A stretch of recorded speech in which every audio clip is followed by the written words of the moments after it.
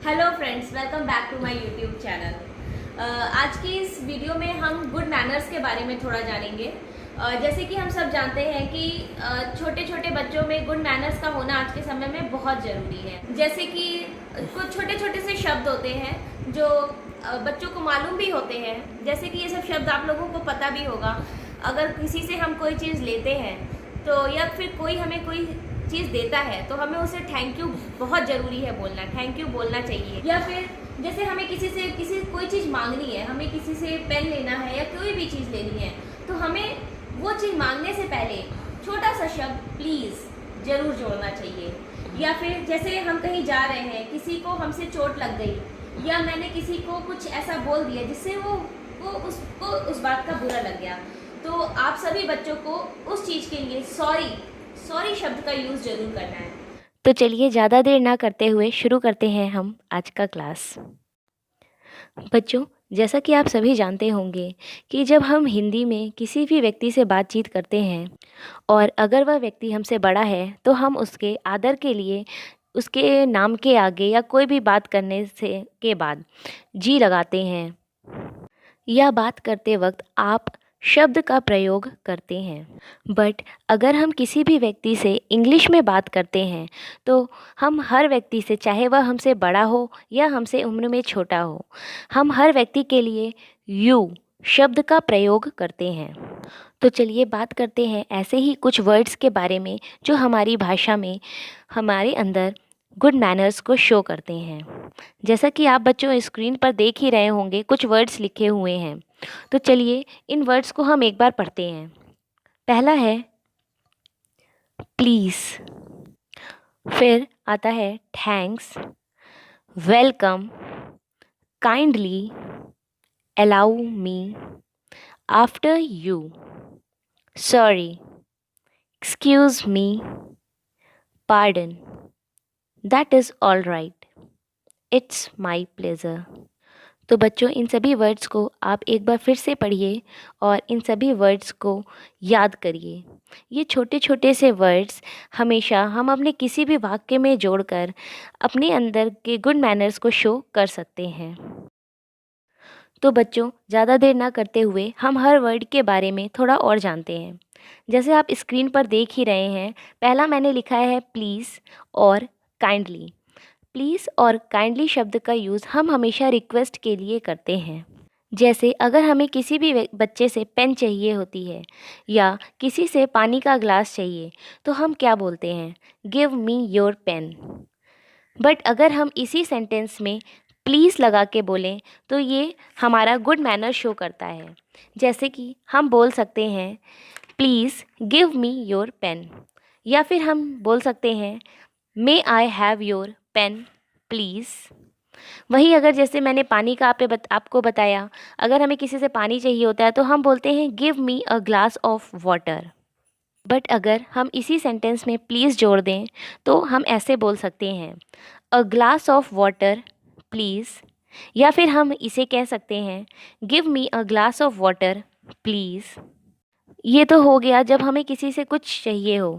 अब जैसे हमने किसी से कुछ मांगा और उसने हमें वह चीज़ दे दी तो हम उसको बदले में क्या बोलेंगे, थैंक यू।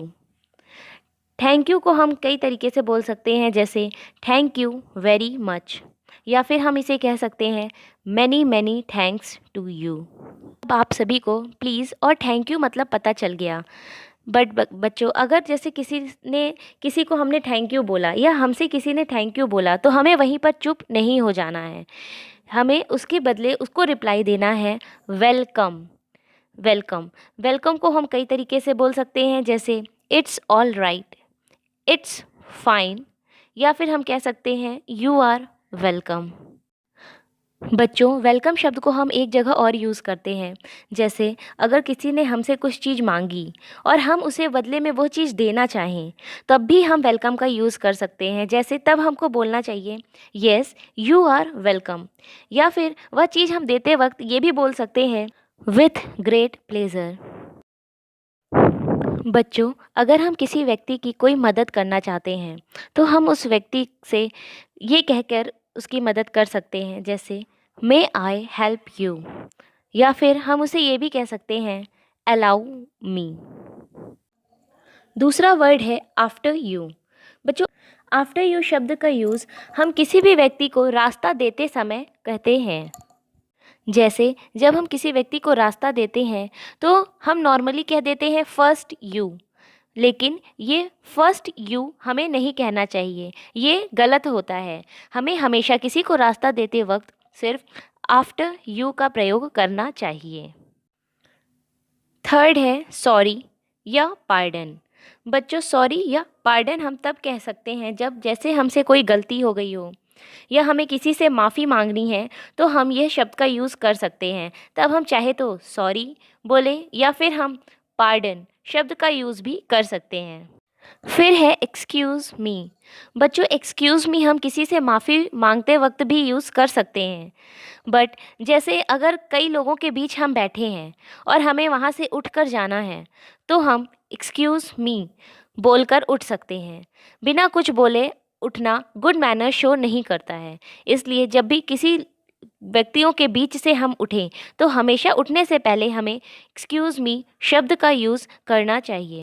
या फिर हम कहीं जा रहे हैं और हमारे सामने कोई व्यक्ति अचानक से आ जाता है और हमें उसे हटाना है, तो हम उस समय भी एक्सक्यूज़ मी का यूज़ कर सकते हैं। जैसा कि मैंने बताया, पार्डन शब्द का यूज़ हम किसी से माफ़ी मांगने समय करते हैं। बट बच्चों, पार्डन शब्द का हम यूज़ एक जगह और कर सकते हैं। जैसे बच्चों, अगर जैसे आप किसी से फ़ोन पे बात कर रहे हैं या किसी से भी बात कर रहे हैं नॉर्मली, तो और अगर आपको सामने वाले की बात समझ में नहीं आ रही है या वो सामने वाला व्यक्ति थोड़ा धीमे बोल रहा है, तो आप क्या बोलते हैं? मोस्टली लोग बोल देते हैं speak loudly, I can not hear anything. But बच्चों, इतना लंबा बोलने की जगह आप एक शब्द का यूज़ कर सकते हैं, पार्डन। या फिर आप बोल सकते हैं आई बेग योर पार्डन। अगर सिर्फ आप इतना बोल देंगे तो सामने वाला व्यक्ति समझ जाएगा कि आपको उसकी बातें समझ में नहीं आ रही है या वो व्यक्ति धीमे बोल रहा है, तो वह व्यक्ति इस शब्द को सुन के वो तेज बोलने लग जाएगा, जिससे आपको उसकी बातें समझ में आए। बच्चों, गुड मैनर्स वाले कुछ शब्द तो हमने जान लिए। चलिए कुछ सेंटेंस के द्वारा हम जानते हैं कि इन गुड मैनर्स वाले शब्दों को हम सेंटेंस में या अपने डेली लाइफ वाली बोलचाल में कैसे यूज़ कर सकते हैं। बच्चों, आप देख रहे हैं जैसे कभी कभी हम बोलते हैं मुझे बड़ा दुख है। इसको हम इंग्लिश में कैसे बोल सकते हैं? I am very sorry. ऐसा गलती से हो गया, माफ़ कीजिए। इसको हम इंग्लिश में कह सकते हैं it was all by mistake, please excuse me. या बच्चों, कभी कभी आपसे कोई गलती हो जाती है तो आप बोलते हैं माफ़ कीजिए। यहाँ पे आप सॉरी का यूज़ भी कर सकते हैं या फिर आप बोल सकते हैं आई बेग योर पार्डन। कभी आप कहीं जाएं और आपको थोड़ी सी देर हो जाए तो आप वहाँ कह सकते हैं I am sorry, I got a little late. या कहीं पे आपको कुछ बोलना हो, कई कई लोग बोल रहे हैं और बीच में आपको बोलना है, तो आप कह सकते हैं अलाउ मी टू से। या फिर आप कहीं पे बेंच पे बैठना है आपको या किसी जगह पे आपको बैठना है और वहाँ जगह ज़्यादा नहीं है, तो आप सामने वाले व्यक्ति से इंग्लिश में बोल सकते हैं will you please move a bit. इसका अर्थ होता है क्या आप थोड़ा सा खिसकेंगे। अगर आपके सामने कोई बोल रहा है और उसकी आवाज़ आप काफ़ी तेज़ है, तो आप उससे बोल सकते हैं will you please speak slowly. इसका अर्थ है क्या आप थोड़ा धीमे बोलेंगे। या फिर आप सिंपली ये भी कह सकते हैं प्लीज़ स्पीक स्लोली। अगर कोई व्यक्ति आपसे कुछ मांगे और आप उसे दे दें, तो आप ये कह सकते हैं इट्स ऑल योर्स। इसका अर्थ है इसे अपनी ही चीज़ समझें। वहीं अगर आप कहीं पे कुछ बोल रहे हैं और कई लोग आपकी जैसे बात नहीं सुन रहे हैं, बहुत शोर कर रहे हैं और उनका ध्यान कहीं और है और आपको उनका ध्यान अपनी तरफ लाना है, तो आप कह सकते हैं may I have your attention please. अगर कई लोग आपस में बात कर रहे हैं और आपको भी बीच में कुछ बोलना है, तो आप कह सकते हैं please permit me to speak. और अगर सामने वाले ने आपसे कह दिया कि ठीक है आप बोलिए जैसी आपकी मर्जी, तो इसे आप क्या कह सकते हैं एज़ यू प्लीज़।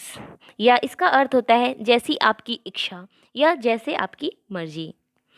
बच्चों, अगर जैसे कोई व्यक्ति आपके घर घूमने आया है, आपके घर बैठने आया है, आपसे मिलने आया है, तो आप उससे क्या कहते हैं?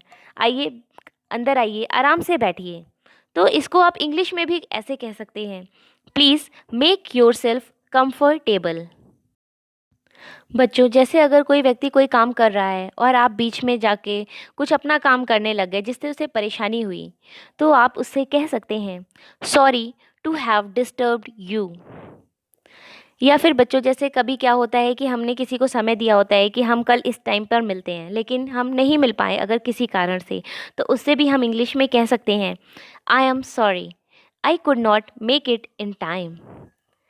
और बच्चों, अगर जैसे किसी भी व्यक्ति को आपके किसी काम से कोई परेशानी है, तो आप उससे कह सकते हैं, सॉरी फॉर द इनकन्वीनियंस। अगर आप कभी किसी से मिलते हैं, तो आप उससे कह सकते हैं, glad to meet you. Glad to meet you का अर्थ होता है आपसे मिलकर खुशी हुई, इससे सामने वाले व्यक्ति को भी अच्छा लगेगा। फिर आता है, मैं पूरी कोशिश करूँगा। बच्चों, ये आप कब बोलते हैं? जैसे आपको कोई काम दिया गया है और आप बताना चाह रहे हैं कि आप उसमें पूरा अपना कोशिश करेंगे, अच्छे से काम करेंगे, तो आप इसको इंग्लिश में क्या कह सकते हैं? I will try my level best. बच्चों, जैसे क्या होता है, कभी कभी आप किसी दूर व्यक्ति से बात करते हैं, फ़ोन पे बात करते हैं, तो आप क्या कह सकते हैं? Hope you are enjoying yourself. इससे आपका मतलब होता है कि सामने वाला व्यक्ति अच्छे से रह रहा है, उसे कोई परेशानी नहीं है। तो बच्चों, आई होप गुड मैनर्स वाले ये शब्द आपको कुछ समझ में आए होंगे और आप इनको सेंटेंस में आसानी से यूज़ कर सकते हैं। ये छोटे छोटे से शब्द जब आप सेंटेंस में किसी के सामने यूज़ करते हैं ना, तो ये आपके गुड मैनर्स को शो करता है। और बच्चों, हिंदी में जैसे हम अपने से बड़े को, जैसे मैंने शुरू में ही बताया था कि हम आप कहकर बुलाते हैं या वे आए नहीं, ऐसे करके बोलते हैं, बट इंग्लिश में क्या होता है कि हम सभी को यू से ही संबोधित करते हैं। वहीं बच्चों, जैसे मैंने अभी आपको कहा था, आई बेग योर पार्डन, ये हम तब बोलते हैं जैसे जब हमें सामने वाले की आवाज़ सुनाई नहीं दे रही है। आई बेग योर पार्डन का अर्थ ये नहीं होता है कि सामने वाला हमसे कुछ गलत बोल रहा है। इसका अर्थ सिर्फ इतना होता है कि सामने वाला जो बोल रहा है वो बोल तो सही रहा है, पर हमें उस तक उसकी आवाज़ सुनाई नहीं दे रही है। तो इसका ये हम तभी यूज़ करते हैं जब हमें उससे थोड़ा सा तेज़ बुलवाना हो, जिससे कि हम उसकी बातें सही से सुन सकें। बच्चों, इसकी जगह आप सिंपली ये भी बोल सकते हैं, please repeat it. Please repeat it भी गलत नहीं होगा, मगर आप दोनों ही यूज़ कर सकते हैं। बच्चों, जैसे हमसे अक्सर कई बार कई तरह की गलतियां हो जाती हैं, तो हम क्या करते हैं कि हम सॉरी बोल देते हैं। तो बच्चों, ये शब्द जो सॉरी होता है, ये कई तरीके से बोला जाता है। जैसे स्क्रीन पर आप सभी सॉरी से रिलेटेड कुछ शब्द देख रहे हैं, तो चलिए जानते हैं इन शब्द के बारे में थोड़ा थोड़ा। जैसे पहला है एक्सक्यूज़। एक्सक्यूज़ मतलब भी वही है जैसे किसी को क्षमा करना, जिस किसी से क्षमा मांगना। तो जब हम किसी से क्षमा मांगते हैं तो हम क्या बोलते हैं? Please excuse me. फिर है फॉरगिव। फॉरगिव मतलब भी होता है किसी से क्षमा मांगना या किसी को क्षमा कर देना। तो हम क्या बोलते हैं? प्लीज़ फॉरगिव मी, कृपया मुझे क्षमा कर दीजिए। फिर आता है पार्डन। पार्डन मतलब भी मैंने आपको बता ही दिया है, पार्डन भी हम क्षमा मांगने के लिए यूज़ करते हैं। फिर आता है मिस्टेक। मिस्टेक मतलब भी होता है कि जैसे किसी से कोई गलती हो गई, तो हम क्या बोलते हैं? ये तो बाय मिस्टेक हो गया। तो मिस्टेक से भी होता है, तो वो भी हमसे गलती होती है। फिर आता है सॉरी। सॉरी मतलब भी यही होता है कि मुझे माफ़ कर दीजिए, मुझसे गलती हो गई या मुझे इस चीज़ का दुख है। तो बच्चों, ये सब शब्द लगभग सॉरी, जैसे ये सब शब्द सॉरी से रिलेटेड हैं और सभी शब्द क्षमा मांगने के लिए ही यूज़ होते हैं। तो बच्चों, आई होप आज की ये वीडियो आप सभी को अच्छी लगी होगी और गुड मैनर्स के बारे में आप सब ने कुछ सीखा होगा। आशा है कि आप ये सब सिर्फ सीखें नहीं और इसको अपनी लाइफ में, अपने सेंटेंस में शो करें, जिससे सामने वाले को भी अच्छा लगे और आपके अंदर का गुड मैनर सामने वाले को दिखे। So for more such videos, stay connected and do like and subscribe my channel. Thank you.